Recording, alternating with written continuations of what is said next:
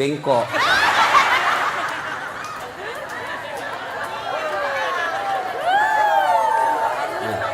Bu, serius ibu. Ibu ngambil uang sogok misal 300.000. Ya. Lalu ibu makan. 40 hari ke depan setelah makan uang haram itu, jangan ibu mati. Kalau ibu mati, maka ibu mati dalam keadaan kafir. Kenapa ada barang sogok dalam perutnya? Sia-sia bermajelis taklim 30 tahun. Sia-sia mengaji selama 10 tahun kalau ibu mau disogok. Bisa? Ayo, mari ciptakan Balikpapan pil caleg bersih dari sogok. Bisa? Bisa? Bu, jangan ibu. Ibu tidak usah cemas soal perut. Allah yang ngatur rezekinya ibu. Ibu ambil 300.000, berapa kali makan habis, dosanya dibawa sampai mati. Dan demi Allah, tidak ada orang mati kelaparan di Balikpapan. Kenapa? Allah yang jamin rezekinya ibu. Percaya? Mana buktinya? Saya kasih contoh. Itu perut Allah yang ngatur, rezeki makan Allah yang ngatur. Mana buktinya? Cicak. Tahu cicak? Apa dia makan cicak ibu? Nyamuk. Masuk akal enggak? Enggak. Satu terbang, satu di dinding. Mana bisa ketemu? Di dinding cicak. Mana bisa? Iya.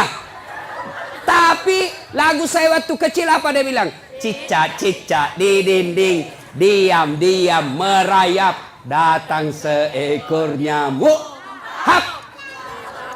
Nyamuk yang datang. Lagu tidak bilang cicak lompat ke nyamuk. Jadi jangan sogok bu ya. Ya, ibu datang pengajian-pengajian kalau ada caleg yang undang, datang dengan niat dapat ilmu, bukan karena dapat jilbab. Ya, kalau ibu niat dapat ilmu di akhirat kelak, Allah cari mana ibu yang datang karena pengajian mau dapat ilmu, ini hadiah dari kamu. Saya kasih kau hadiah surga. Tapi mereka yang datang karena ngejar seragam, ngejar sembako, ngejar jilbab, dia akan berkata kepada Allah, ya Allah, mana pahala aku pengajian? Allah berfirman, kau dulu pergi pengajian, kamu kau dapat jilbab toh? Kau sudah dapat, Min. Tidak ada kau dapat sekarang cilaka. Masih bau kok. Jelas? Nah, berikutnya. Lalu, Nabi berkata, masalahnya nak suka jika. Nabi bilang, Nafisa, tenang. Saya punya urusan. Lalu Nafisa datang kepada Khadijah. Bunda, bagaimana kalau ada laki-laki suka ki? Sembarangnya. Mana ada suka janda orang tua? Nah bilang, iya ada suka. Betul kok, betul. Alhamdulillah. Tapi masalahnya ini yang suka ki lebih muda dari bunda. Tidak jadi masalah. Tapi ini anak buata. Tidak ada masalah. Masalah dia suka di saya. Dia bilang, Nafisa, tenang bunda, saya punya urusan.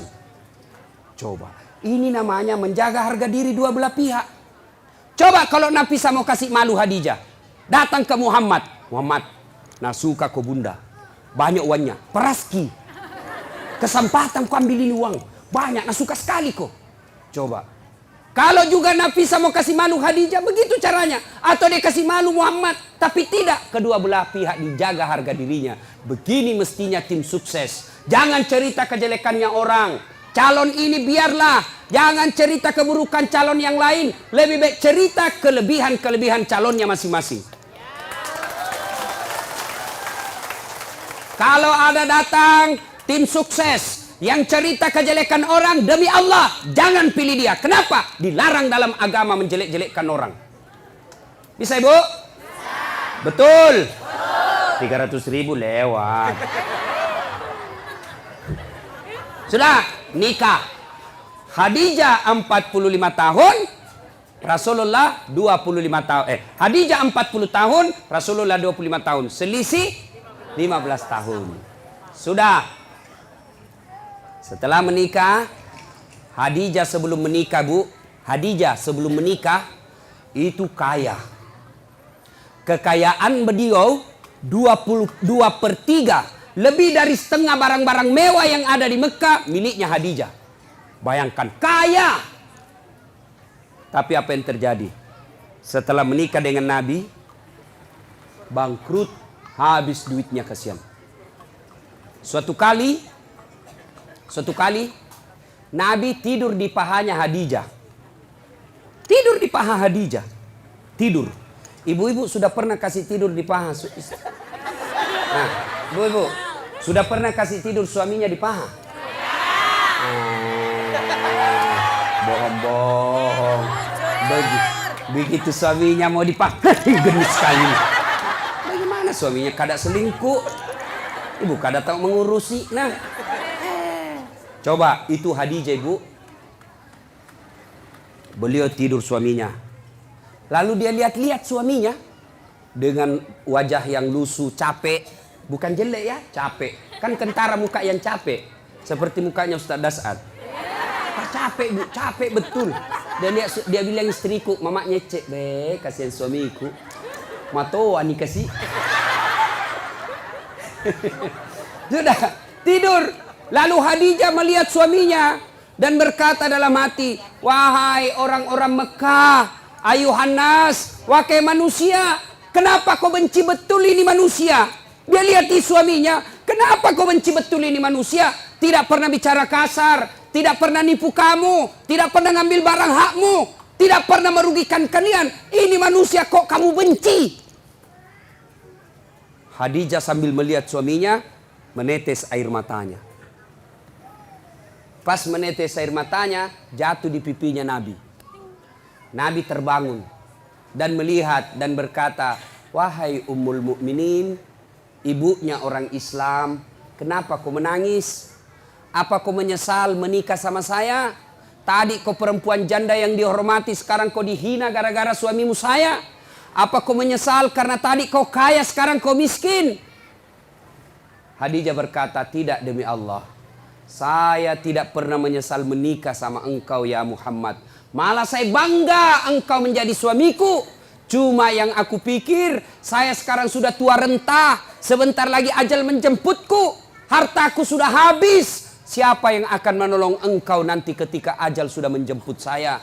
Orang tidak menghina kamu di Mekah. Orang masih malu menyerang kamu karena ada Khadijah, janda bangsawan Mekah yang disegani. Bagaimana nanti kalau saya sudah meninggal? Siapa yang tolong kamu? Siapa kasihan yang kasih bantu lagi kau keuangan? Lalu Khadijah berkata, ya Muhammad, andai saja besok saya meninggal, engkau kebumikan saya dan tulang-tulangku kau bisa jual untuk membantu dakwamu. Andai tulangku laku untuk kau jual untuk bantu dakwamu ya Muhammad. Cintanya Khadijah kepada suaminya. Kita ibu, bukan cinta, naja suaminya. Baru 1 jam pergi suaminya menelpon, di mana kau pak? Tekon lisu, pulang kok. Awas kok ndak pulang kok. Ini. Nggak ada di sini. Nah, motor lolos. Bu, halo ibu. Biar ibu jidatnya hitam sholat. Senin Kamis ibu puasa, ngajar ngaji di TKTPA, tapi ridho suami tidak ibu miliki, tidak bakal ibu masuk surga. Bahkan Nabi jelaskan, andai saja boleh manusia sujud kepada sesamanya manusia, itu istri saya wajibkan sujud di depan suaminya. Kenapa bisa Ustaz? Karena ibu harus tahu, kami laki-laki suami tidak boleh masuk surga sebelum istrinya dulu diperiksa. Kalau ibu rajin sholat, ibu rajin puasa, ibu rajin tadarus, suaminya peselingkuh, suaminya tukang judi, suaminya tidak sholat, suaminya pengedar narkoba, tapi ibu alim, muslimah yang baik, tidak ada urusan. Suami masuk neraka, ibu tetap masuk surga. Bahkan Nabi menjelaskan istri yang taat sama suaminya, padahal suaminya pembuat maksiat, kata Nabi, nih 7 surga kau masuki, tadkhulul jannati bisalam. Pilih kau ini 7 pintu surga mana kau masuki. Meskipun suamimu bajingan. Beda kami laki-laki. Suaminya ulama, suaminya penceramah, suaminya hafiz Quran, tapi istrinya tidak pakai jilbab. Suami istrinya suka pi bertetangga bertengkar, suaminya suka menghasut, suaminya suka ngambil kue kalau pi pengantin. istrinya.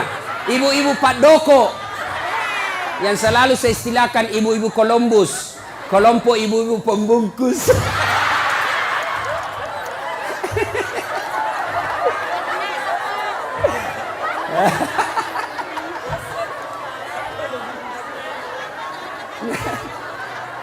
Pergi pengantin. Nasa pergi lo turung. Pergi membantu padahal membantu kasih habis gue. Jangan Bu, tidak boleh ya Ibu Majelis Taklim, tidak boleh Ibu Columbus. Nah ya, biar sepupu yang punya acara kalau tidak minta tidak boleh. Nah, kalau istrinya durjana seperti itu, padahal suaminya ulama, demi Allah, tidak boleh di laki-laki masuk surga sebelum dia temani istrinya masuk neraka. Makanya Ibu, jangan sakiti perasaan suami. Susah jadi suami Bu, kami tanggung dunia akhirat. Ini suka dia takut-takuti suaminya. Kalau ada tamunya suaminya, dia tidak ngomong tapi matanya.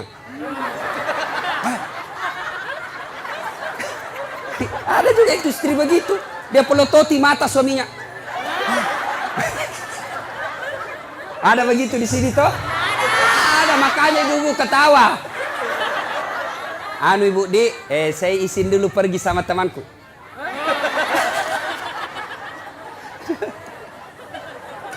Nah, subhanallah, Khadijah, itulah Khadijah. Karena waktu yang terbatas.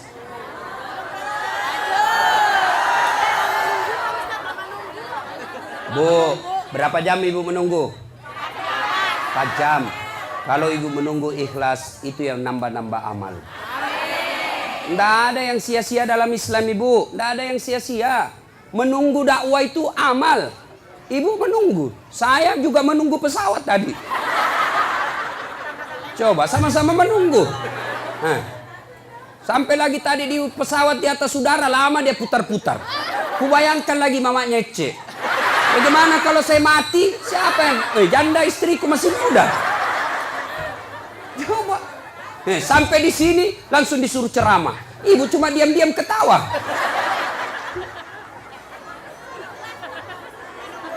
Minum, saya puasa Ibu. Nah, siapa tahu ada yang mau traktir saya buka puasa. Ibu Rahmat Mas'ud tadi sudah telepon saya, Ustaz buka di rumah, bahkan kepiting. Karena beliau itu tahu betul kesenangan saya, kepiting. Masih muda Ibu. Kolesterol, baca bismillah, lari kolesterol. Setan aja dikasih lari itu bukan bismillah, apalagi cuma kolesterol. Nah sudah. Nah, ketika Khadijah radhiyallahu istri Nabi sakaratil maut. Madangi.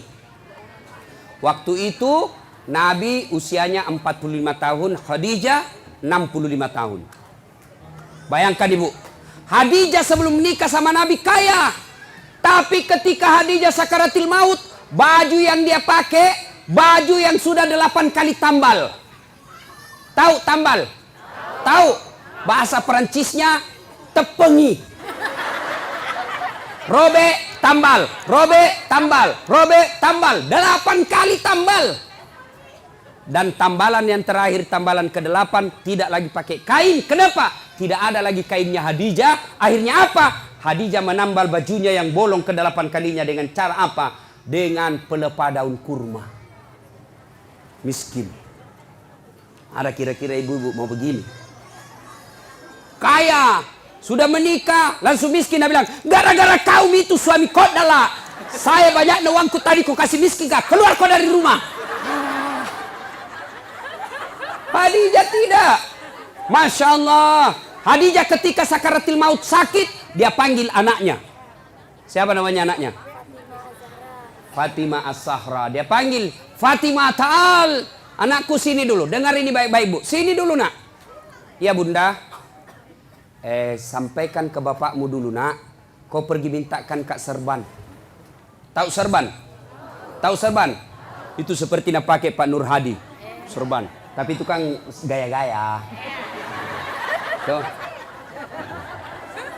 Serban. Kata Khadijah.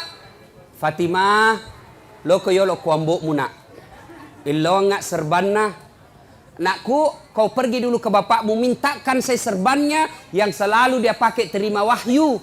Saya mau pakai kain kafan. Mudah-mudahan kain kafanku itu yang selalu dia pakai terima wahyu. Allah tidak menyiksa saya dari azab neraka dan kubur. Lalu Fatimah berkata, Mak, kita yang pergi minta. Nah bilang Khadijah, saya malu minta sama bapakmu nak. Masya Allah. Ada di sini malu minta sama suaminya? Ada? Jangan nak minta, nak curi. Hei, sudah nak sembunyi suaminya nak dapat loh. Nak periksa semua dompetnya. Kayak pencopet. Sampai-sampai ada suami dia bilang, istri, nah simpang uangnya ibu.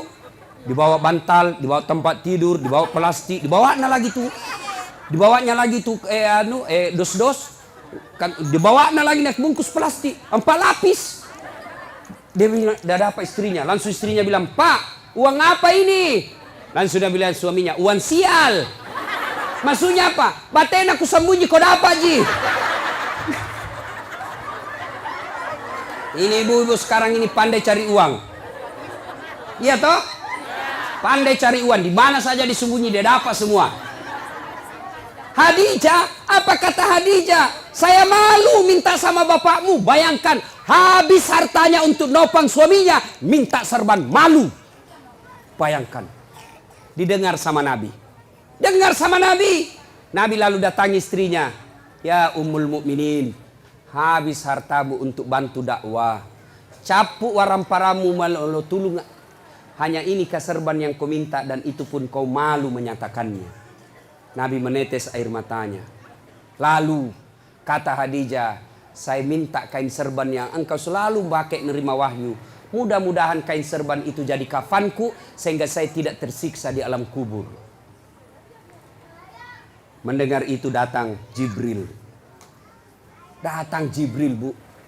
Jibril sampaikan kepada Nabi, ya Muhammad, sampaikan kepada Khadijah. Masya Allah. Karena Jibril tidak boleh langsung bicara sama Khadijah. Kenapa? Hanya Jibril boleh berbicara kepada Nabi dan Rasul. Namun manusia tidak boleh. Jibril sampaikan kepada Nabi, ya Muhammad, sampaikan kepada Khadijah. Ada salam dari Allah untuk Khadijah. Masya Allah. Allah yang titip salam sama Khadijah, Bu. Luar biasa. Kita saja titip salam dari orang lain. Sudah senang. Saya bayangkan, Bu. Saya pernah terima ucapan selamat hari raya dari Pak Yusuf Kalla. Ucapan selamat hari raya.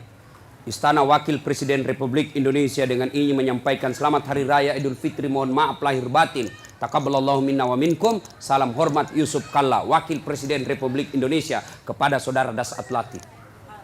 Seterima itu, Bu, saya buka, saya kasih lihat semua sepupuku di kampung. Ita ko cule capok.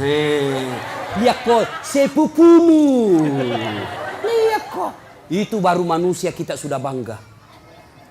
Allah yang titip salam kepada Khadijah. Ya Muhammad, sampaikan ada salam dari Allah. Dan sampaikan kepada Khadijah, Allah sudah sediakan istana dalam surga. Subhanallah, sudah dalam surga istana lagi. Sampaikan kepada Khadijah, Allah sediakan istana untuk Khadijah yang terbuat dari mutiara. Tidak terbuat dari jamrud, tidak terbuat dari emas, tidak terbuat dari nikel. Terbuat dari apa? Nabi Jibril katakan terbuat dari mutiara. Kenapa? Khadijah punya sifat mutiara. Apa sifat mutiara? Ibu tahu mutiara? Hidup di dasar laut. Yang masuk ke dalam perutnya pasir. Yang masuk ke dalam tanahnya kerikil-kerikil. Tapi setelah masuk dalam perutnya Khadijah, perutnya mutiara, apa yang keluar? Tadi keluar pasir. Tadi keluar kerikil-kerikil batu. Apa yang keluar setelah dia buka cangkangnya? Apa yang keluar? Mutiara. Artinya Khadijah tidak pernah cerita keluhannya kepada orang lain. Ini yang ibu-ibu banyak miliki sekarang. Suka cerita kelemahannya, suka cerita masalahnya rumah tangga kepada orang lain. Bahkan lebih aneh lagi, dia cerita kelemahan suaminya di Facebook.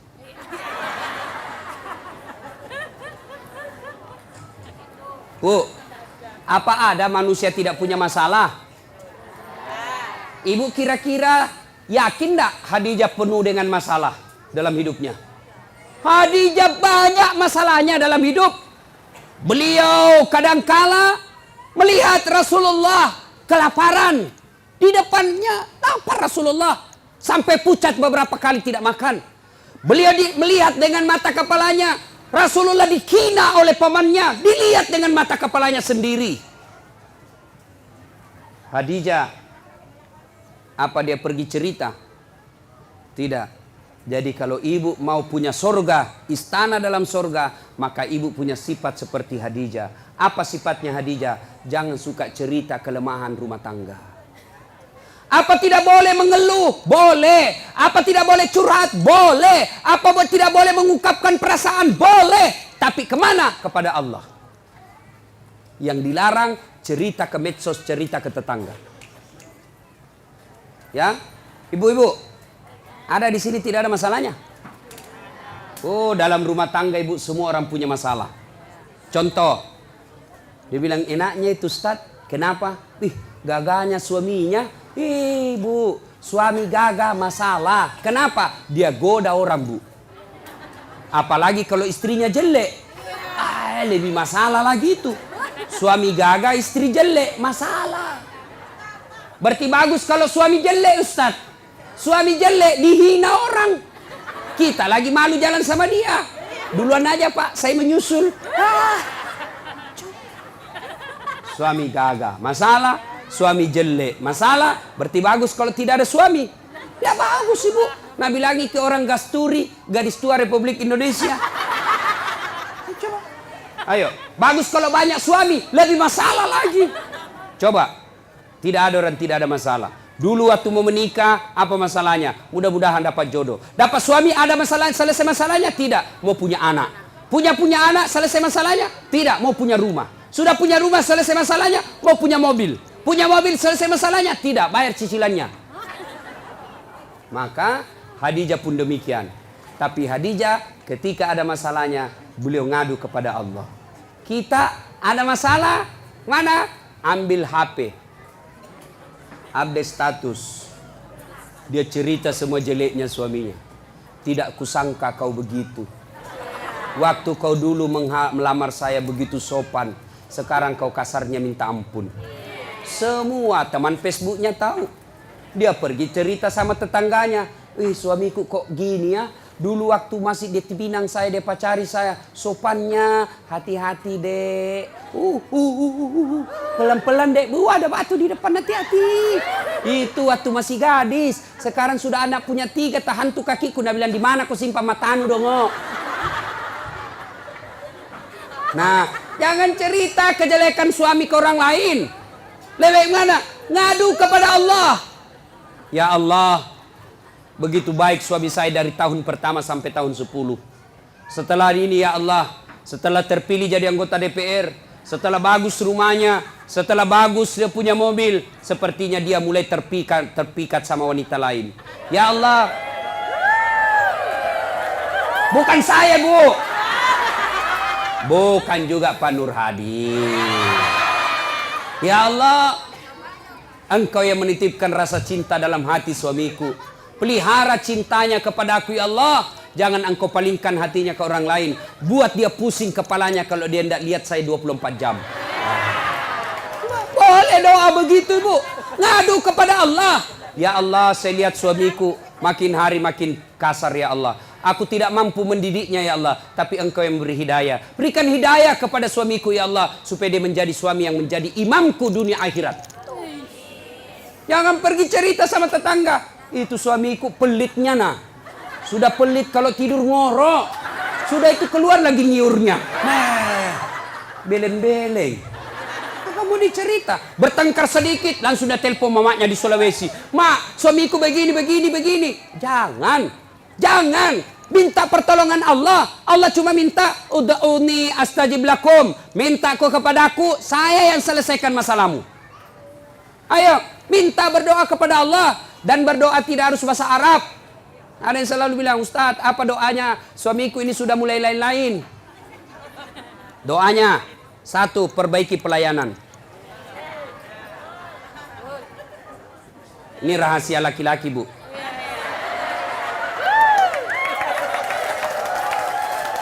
Bu, yang kedua, hormati mertuanya, muliakan orang tuanya, saudaranya juga. Yang ketiga, ibu harus selalu cantik di rumah. Yang keempat, jangan bicara kasar sama suami. Kalau ibu mampu lakukan ini, suami mau kawin lagi, maka ada yang bantu ibu. Siapa? Mertua. Maka datanglah mamanya, hehehe. Agak si melo bene. Apalagi kau mau kawin lagi itu. Coba lihat itu istrimu, bagusnya Masya Allah. Kalau saya datang ke Balikpapan, saya belum bangun sudah siap sarapan. Saya tidak pernah kasar bicara sama saya. Adik-adikmu dihormati. Kau mau kawin lagi, belum tentu kau dapat perempuan lebih baik dari dia. Tapi ini nah, datang mertuanya kasar ngomong. Baru tiba dia bilang, kapan pulang ibu? Pintu bunyi terus, pak. Tidak pernah dihargai saudaranya.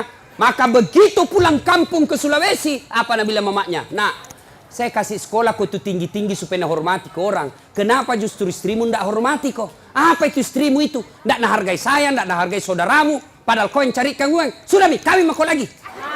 Kalau perlu sembunyi-sembunyi kau saja. Masih mau kau? Tidak. Itu laki-laki bu terbantu perempuannya. Ini rantasa kita di rumah. Bajunya seadanya. Pakai daster tinggal sebelah. Ada badak picanya. Nah kasih bontek matanya. Pegang remote control. Nonton televisi nangka kakinya. Nangka kalepaknya menguap. Bagaimana suami tidak stres? Nah kira King Kong. Ya ketawa, saya serius ini bu. Hancur ibu-ibu ini hancur. Ya, coba kalau datang suami ibu saupan. Assalamualaikum kakandaku Arjunaku.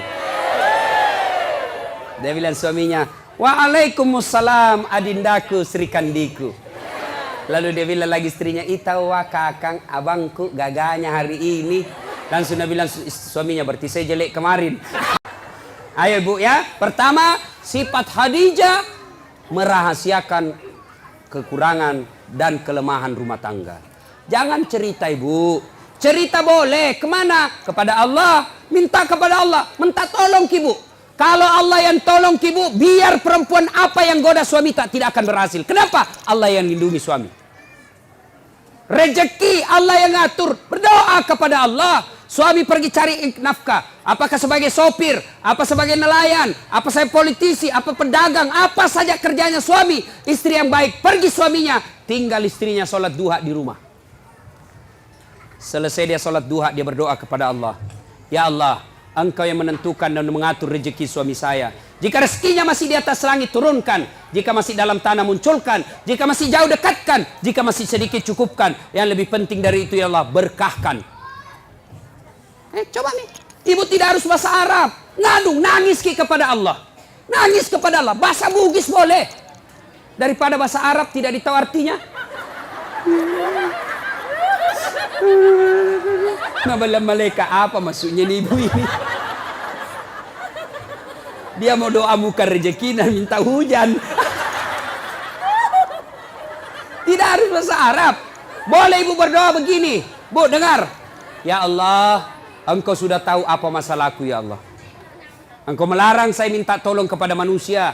Engkau melarang saya menyembah kecuali kepadamu ya Allah. Maka saya datang kepadamu mengadu ya Allah. Selesaikan masalahku ini ya Allah. Sudah itu berikutnya didik anak dengan baik. Bu, pakai filosofi seperti mama saya. Biar saya miskin. Biar minda ada sekolahku. Tapi kuurus anakku baik-baik. Mudah-mudahan anakku nanti angkat derajatku. Ibu kan tidak mungkin maki jadi camat ibu toh. Tidak mungkin maki jadi di sini jadi bupati. Ya, susah ibu. Tidak mungkin mi. Tapi didik anak dengan baik. Anak tak nanti yang jadi bupati. Susah jadi pengusaha tanker, po. Punya kapal tongkang, punya kapal ini. Agaknya susah, ibu. Doakan, didik anak, mudah-mudahan anak tay milik nanti itu. Tidak mungkin menjadi dokter ki ibu toh? Tidak mungkin. Maka berdoa, didik anak, mudah-mudahan anak tak jadi dokter. Nah, ibu silakan kerja apa saja, mau berpartisipasi dunia apa saja, tapi ingat fungsi ibu ada dua. Satu sebagai istri, dua sebagai ibu. Untuk anak-anaknya. Tidak ada gunanya sukses segala-galanya kalau anak berantakan.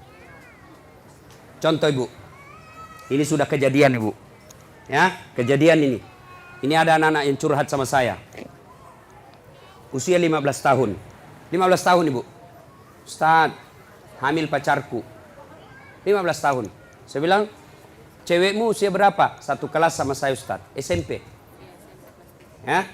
Saya bilang, kasih bicara saya bapakmu, harus kasih nikah. Saya tidak tahu apa dia kasih nikah sekarang. Lalu saya penasaran, berapa mi perempuan kau kasih begitu? Dia bilang, sudah 5 Ustaz, baru pilih hamil 1. SMP bu, kelas 5, 15 tahun. 15 tahun. Lalu saya tanya, bagaimana caranya? Tidak masuk akal. Kau di mana? Kau masuk hotel kan ditahu kau masih kecil. Apa dia bilang? Di rumahnya itu perempuan saya kasih gitu Ustaz. Saya tanya, kenapa bisa? Dia bilang, saya sudah tahu jam berapa orang tuanya tidak ada di rumah. Maka ibu, tidak ada gunanya ibu cari uang kalau rumahnya ibu tempat tidurnya anak gadis tak yang dibelikan mahal-mahal, dibikinkan kamar, kasih AC, kasih kipas, lalu anak laki-lakinya orang tiduri anak gadis tak di rumah. Itu mi fungsinya ada perempuan di rumah. Jelas ibu ya? Itu bukan cuma satu yang begitu, banyak yang curhat sama saya ibu soal begitu. Maka ibu didik anak. Ya, menurut Quran, ibu itu, istri itu fungsinya katifun. Ya, apa itu katifun? Satu, diartikan ketek, kalepa. Apa? Gendong anakmu. Fungsinya ibu. Sekarang siapa yang gendong anak tak? Kareta. Dorong-dorong. Sambil menyanyi. Dorong-dorong. Tidak pernah gendong anaknya. Maka jangan heran anak-anak sekarang tidak dekat hubungannya sama orang tuanya gara-gara tidak pernah digendong-gendong anaknya. Masih 2 tahun nak kasih PAUD. Apa itu? Pendidikan usia dini. 4 tahun nak kasih masuk TK. 7 tahun SD. Kapan kita didik anak tak? Cepat sekali nambil orang. Gurunya didik. Pendidik sebaik-baiknya bukan gurunya tapi ibunya. Yang kedua, fungsi ibu menurut Quran. Apa itu? Katifun diartikan dada. Apa itu? Menyusui. Siapa yang susui anak tak sekarang? Siapa? Cak sapi. Akhirnya anak tak sifatnya seperti sapi. Ya? Sekarang tidak mau lagi susui. Dia bilang, Ustaz, biar seksi. Bahkan ibu-ibu milenial tidak mau melahirkan, semua mau dibelah. Coba. Nah ibu bapak, karena waktu yang terbatas, insya Allah lain waktu dan kesempatan kita akan lanjutkan. Saya menitipkan, jadilah istri seperti Khadijah. Insya Allah. Ibu, kalau ibu susah, ibu sabar. Suami tidak sholat, ibu sabar. Suami tidak nentu pekerjaan, ibu sabar. Maka Allah janjikan, innallaha ma'as sabirin. Allah bersama.